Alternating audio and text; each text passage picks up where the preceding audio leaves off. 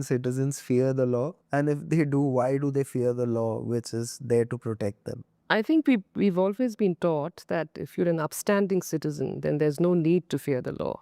But what happens if you're an upstanding Adivasi citizen, or if you're an upstanding citizen of one of the forest tribes, and you have to go into the forest every day to gather wood and to gather leaves, etc.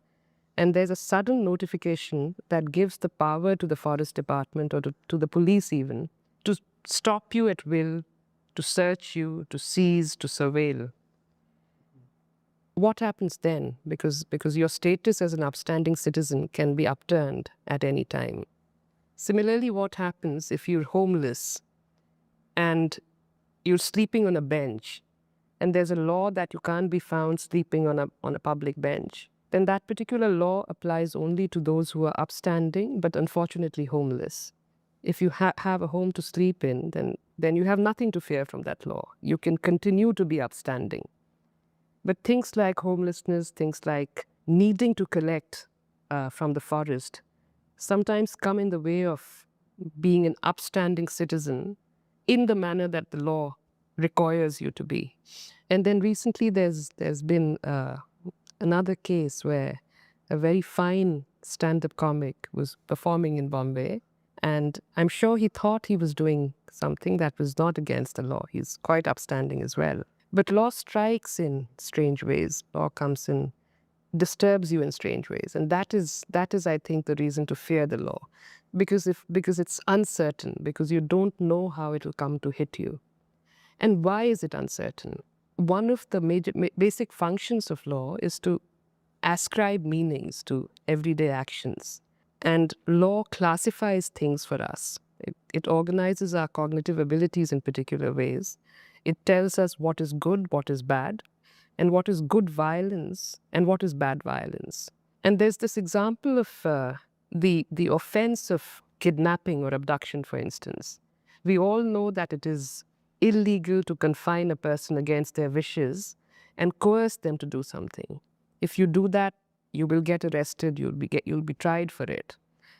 But on the other hand, if the police does that to a person, if the police detains a person only in order to coerce them to make a confession or to give a statement, then they're well within the law. So even detention in order to coerce can be good violence, it can be bad violence.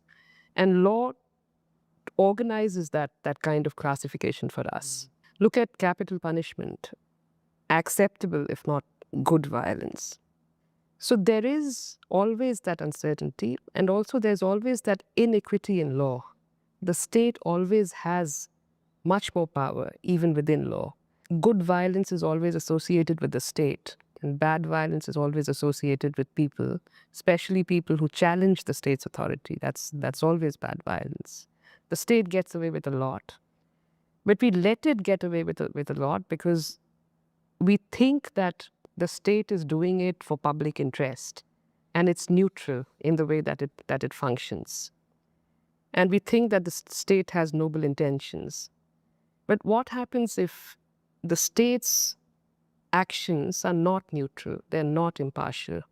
What happens when it's more favorable to certain people or certain communities or certain classes than it is to others? That's something to think about. The second is that I think people fear the law even more when there is more uncertainty in terms of the interpretations of law, especially interpretations of criminal law. And that's because the meanings are constantly shifting. I also noticed that the last time you were in trouble with the law, or maybe that wasn't the last time, maybe you've been in trouble since, you used to bring out the Constitution each time.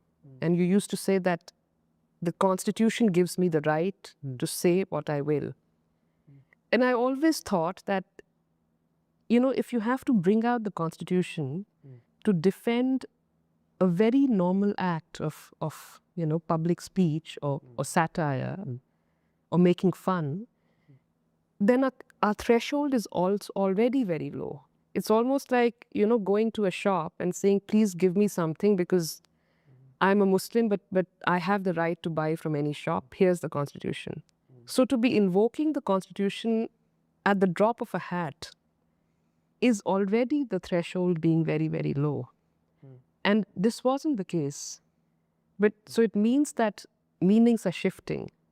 There are more kinds of violence, there are more kinds of speech acts that are suddenly now being classified as illegal, as criminal.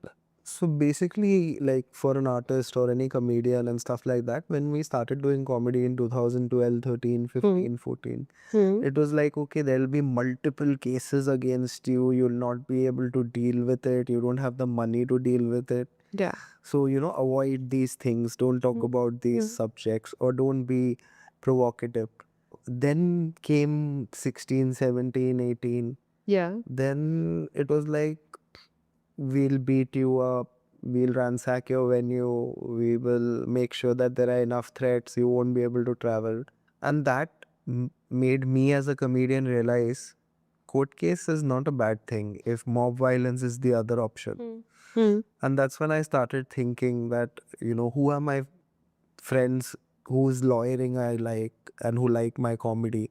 Yeah. Can we work together?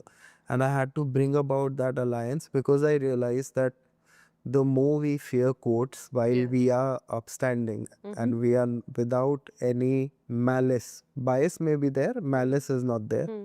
Why should we take a step back? And that's when I started looking at the constitution more as a freedom manual than as a rule book. But I'm not saying that you shouldn't invoke the Constitution. I'm making I'm just commenting that Absolutely, you're right. that the need to invoke it Yeah, at every corner is already a absolutely. lowering of the threshold. But I appreciate what you're saying, and I think two things have happened here. There are two shifts that have happened. More speech has now been classified as bad speech. Yeah. Right? More speech has now been classified as illegal speech. And then correspondingly, as a mirror image, more actions, more reactionary violence has been classified as acceptable violence. And both things have happened together. So you'll find that you'll have less of a case in court, or other people will be able to go to court more easily against you to prosecute your speech. That's one part. And the second is this mob violence has also become more acceptable. So this cognitive reorganization has happened right before your eyes. There was good speech, bad violence, and now that bad violence is acceptable violence and good speech is illegal speech. What are the other shifts? The other shifts I see is this broadening of the category of national security. Anything goes. So suddenly speech can be a problem to national security.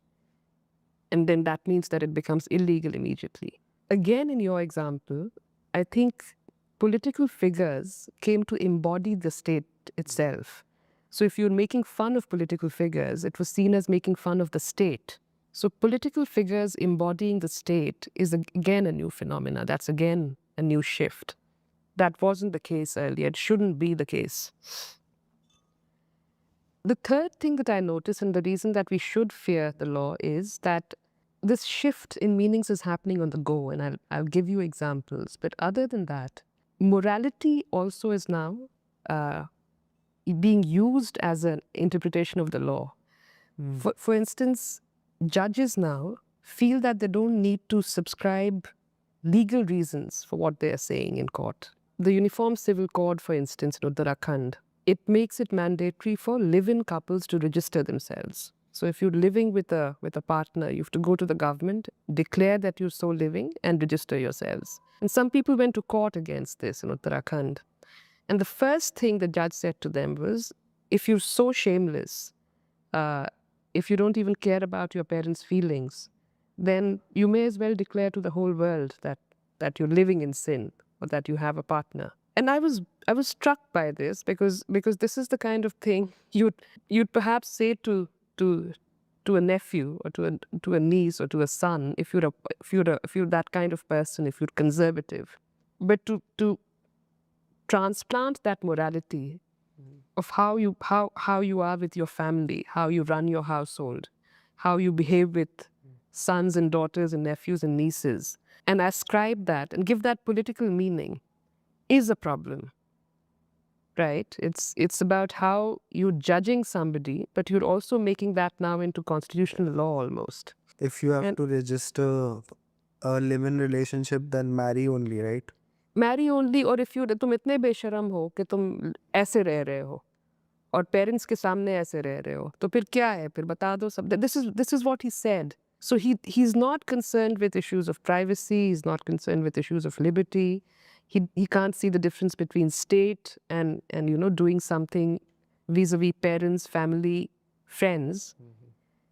So I felt that in that moment, all his morality, or all his distorted morality rather, came out, and he transplanted all of that into the case. And we see that all through. We see that in matrimonial cases, all kinds of cases where judges would say to the wife that, what is going on? Why are you not adjusting? It's more like a panchayat kind of response rather than an adjudication in law. Not even constitutional law, an adjudication in law, following process, following procedure. And again, we saw that in Ali Mahmoodabad's case, which is actually going on. The first thing the court had to say was, why did you say this at this time when people are feeling sensitive, when people are charged? Why did you have to say that? That has nothing to do with the law laid down. So my point is that this panchayat morality, which is far removed from adjudication, is about how to get things in order, how to make sure that they don't get blown up. Constitutional courts are now involved in this, which is a pity. If at all Ali Mahmoodabad's tweet or his post had to be judged, it will have to be judged on the basis of law laid down. We don't get to that stage. So law is something that's now almost becoming academic. The courts are, the court practice is now something very different. And we see that across the board. The first thing that the courts ask you to do is to pull it down, whatever it is that you're supposed to have written, and that's supposed to have offended certain people. And that's across the board. And the point I'm trying to make is that now they're not differentiating, they're not sifting, they're not really looking at freedom of speech. The courts are now looking to manage law and order, which was really the job of the district magistrate or the local police. So that's one problem. Then the next point, why should we fear the law? And I think this is again something which has seen a shift. I think any state's commitment to the rule of law can be gleaned from how much freedom does it give to its prosecutors to bring a case to court relying solely on social and political and racial prejudices. So they don't have a case. They're building up a case only by relying on prejudices. And we can glean a court's commitment to rule of law by seeing how much space they are giving to such prosecutors. Now, unfortunately, again, in case after case, you'll see that prosecutors are bringing in cases solely on the basis of prejudice, solely on the basis of who you are, what is your identity.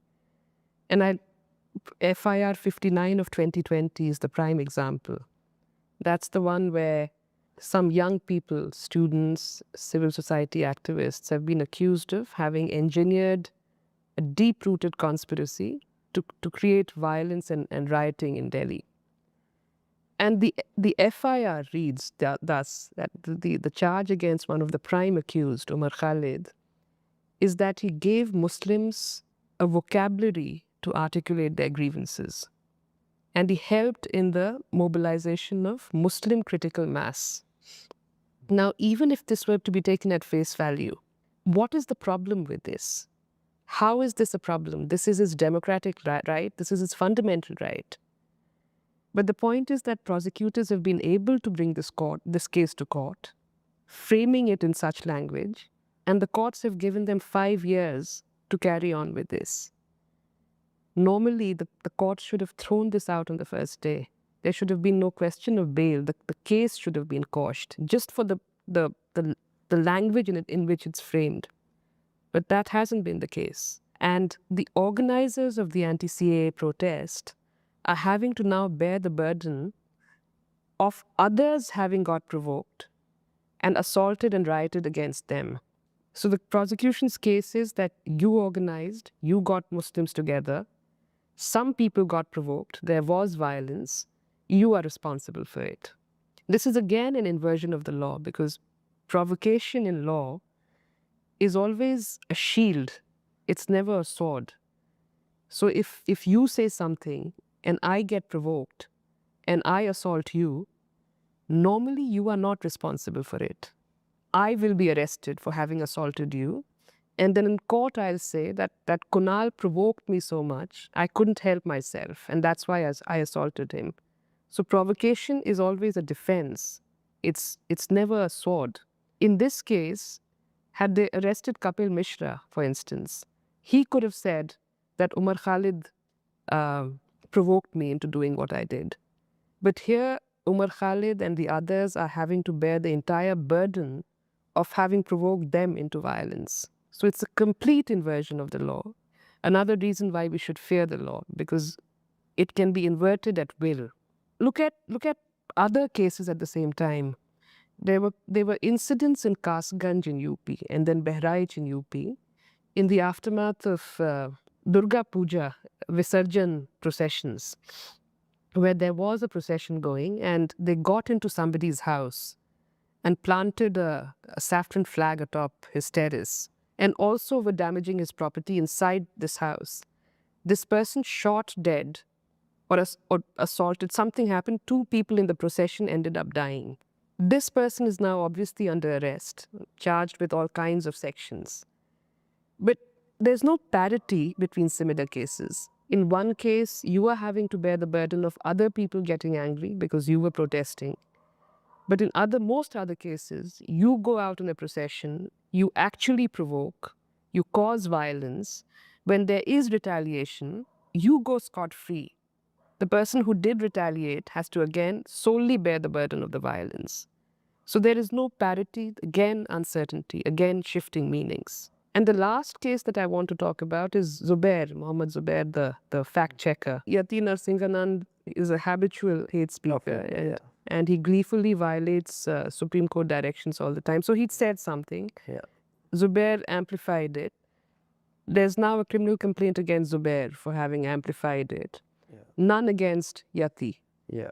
And the Allahabad High Court, while refusing to quash this FIR, said that the police will have to really look into why you did what you did. Maybe you were motivated. On the face of it, you don't seem to be, but maybe you were motivated. So they're not quashing it. This is again a reconstitution of violence. Violence is not happening when Yati Narsinganand says what he does. It's happening when Zubair is reporting on it. So reporting about violence now is reconstituted as a crime, not the original problem that was being reported about. Mm-hmm. Another reason to fear. But I think primarily why we fear the law is also because of the enforcers. That again is something very particular to the colonies actually, because if you look at the UK, if you look at Europe, if you look at the US even, despite all the problems, their laws of arrest are very straightforward. They can bring you in when they are ready to charge you. But in the colonies, they didn't trust the native enforcers. So the point of investigation began when a crime happened, and Daroga ji would just order everyone who was associated with that particular incident or who was on the scene to be brought in, कि सबको पकड़ के लाओ. तो सबको थाने में लाते थे, सबकी पिटाई शुरू होती थी. And that was the point of investigation. So investigation began with an arrest. And then everyone's just lying in jail. For every one case, you've arrested 8 to 10 people. So there are 8 to 10 cases then going on in court. Everywhere else, arrest can only happen after an independent investigation has happened and you're ready to charge them with independently collected evidence, only to corroborate, only to confront them with evidence, not to collect evidence through my custodial interrogation. So that is the big difference. In India, we have no jurisprudence on remand. The thinking is that, of course, you'll be arrested. You'll be arrested at the commencement of investigation. You'll be presented before a magistrate. Magistrate will obviously grant police custody or judicial custody. Bail has to be separately argued. Everywhere else, the magistrate has to explain why he's granting remand. Bail is not even argued. They have to first say, why should you be in custody? Here it's the default position. So if that's how it is, if you can be booked so easily, and then if you can be arrested so easily, and then if you remain in jail without trial for long periods of time, then that's something to be very scared of when it comes to criminal law. Correct. And that's why we are fearing the law. That's why we are fearing the law conceptually and the way it's then practiced on us. Also because investigation is what it is, and investigation hinges on arrest and custodial interrogation, and usually does not result in convictions. Although you spend years and years in jail, when the trial happens, usually people are acquitted because there's never enough evidence. I've had sitting judges say this publicly. They say that, we know that this person will not get convicted. And therefore, when somebody comes for bail in a serious case, we just measure the amount of time that he spent in jail pre-conviction, pre-trial. So if it's a murder, if it's 302 and he's only been there for 6 months, we'll never grant him bail. We'll say come after another year or come after 2 years. So this is how the criminal justice system is working. It's got nothing to do with facts. It's got nothing to do with the letter of law. It's about context and practice and instincts. Judges feel that this person should at least spend some time in jail because he'll never get convicted. But they could be wrong because they haven't really sifted through the evidence. It's very first impression. So that is what it is. When you did your show and when there was this FIR against you, where they talked about how you'd created public nuisance, there was a lot of trolling, of course, and one narrative that came out was this comparison with another person who'd earlier blasphemed the Prophet and got into trouble for that. And people said that liberals only speak when it's one of their own, and they never invoked the Constitution, they never invoked freedom of speech when this person blasphemed the Prophet. And I just want to say that that again is a very false equivalence in law and otherwise and politically, because the jurisprudence of hate speech considers the dynamic of power in society. It talks about the positionality of power. And hate speech is very clear. It's not about causing offense. Offense is not the problem of hate speech. The problem of hate speech is that by constantly targeting a community, making fun of their religion or custom or whatever it is, you're politically marginalizing them and socially marginalizing them. You're pushing them into a corner. And that is the problem. Discrimination, marginalization is the problem. Offense is not a problem. Your speech, on the other hand, was, according to me, punching up. Whatever else it can be accused of, it cannot be accused of being discriminatory or causing political or social marginalization. If anything, it was the opposite. So to equate dissenting speech or to equate a speech that is critical of the government or government policies or government figures with a speech that is meant to target a marginalized community, that is punching down, is a very false equivalence. That is one thing. The second thing is that blasphemy was usually associated with Christianity and Islam and Judaism, loosely the Semitic religions. It wasn't associated with Hinduism at all. But the IPC retained blasphemy. There are sections which make it an offense to outrage religious feelings, etc., or to cause insult to somebody's religious faith. And that's applied across the board. That's applied to Hindus as well in India. But traditionally, historically, that wasn't the case. But because there is a law, it's used across the board. But blasphemy has a very specific history in Islam, in Judaism. And it's misused a lot in places like Pakistan, for instance, where again, it's used against the poorest, the most marginalized Dalit Christians. But it's also a fact that fact is then used in India, in the West, to show it up as another example of Islam's intolerance. But there are different contexts to blaspheme the Prophet or to talk about the Prophet in India, in the Indian context, is not the same as what happens in Pakistan. It's entirely different. What this person did was targeted hate speech. It was meant to humiliate. It was meant to insult with impunity. So again, that equivalence is very wrong. But even when they do falsely equate your speech with that speech, I think the biggest problem with that is that they're not pushing back. They're not saying that all kinds of blasphemous speech should be reconsidered. We should push back quoting freedom of speech. This is a form of whataboutery. They're saying, usko karne diya, to hame kyun nahi karne diya? Which really then expands the scope of blasphemy. She had spoken about the Prophet. You have spoken about a political figure. This is not a pushback against blasphemy vis-a-vis freedom of speech. What this argument does is really to expand the scope of blasphemy and to suggest that even political figures should not be criticized, should not be spoken about. Even they should not be blasphemed against. Really, it's restricting the scope of freedom of speech. It's not doing anything more than that. It's entirely a false equivalence. And we saw that happen again in Ali Mahmoodabad's case. To equate what he had said with what this person from Madhya Pradesh, the leader from Madhya Pradesh, had said, is entirely a false equivalence. And in doing that, you're just trying to keep everyone happy. You think you're trying to balance things out. But legally, constitutionally, ethically, you're doing the exact opposite. So now when we come to these sort of the false equivalence there, and also what was asked when it is compared to someone's non-violent words to create humor, Yes, is totally different than a political party spokesperson othering. exactly. But while they cover those two things, they club it. They say they're not saying that you should not be blasphemous or you should not hurt people's feelings. They are asking me, why don't I hurt Muslim feelings?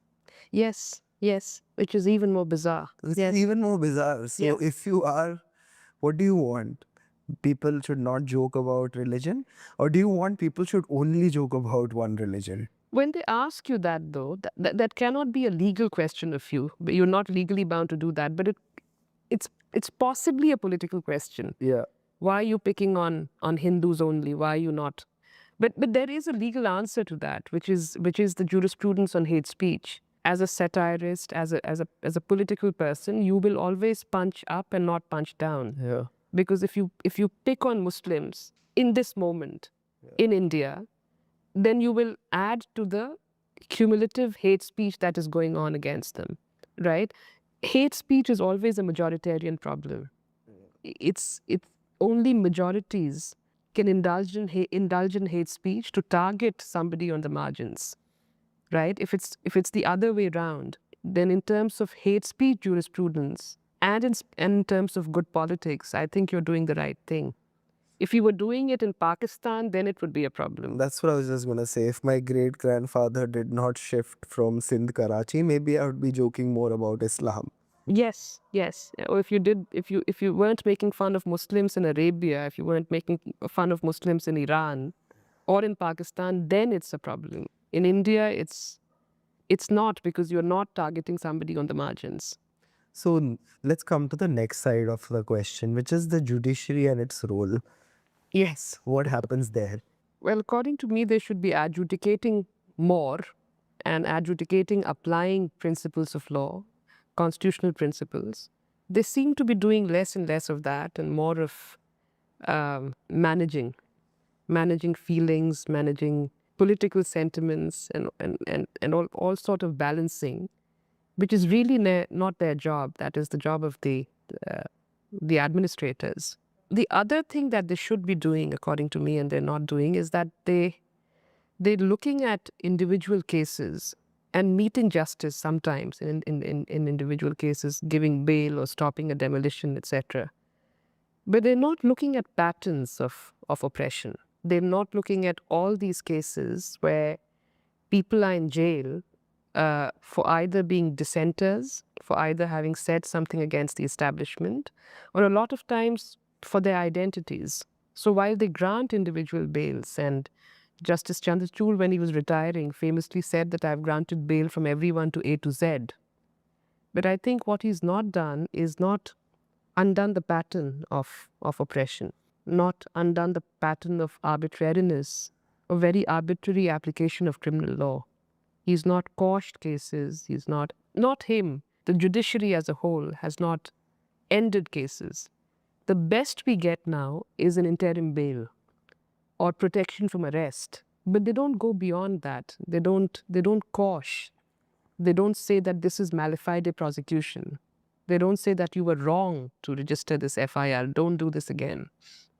So these are proportionately very small reliefs, and really the least that we can get. And I suspect we are getting these small reliefs because, again, there's an attempt to balance things. And there is a general jurisprudence of suspicion that unless proven innocent, we will not disturb things. We will let the police carry on. We don't want to be the ones who actually do away with any presumption of criminality.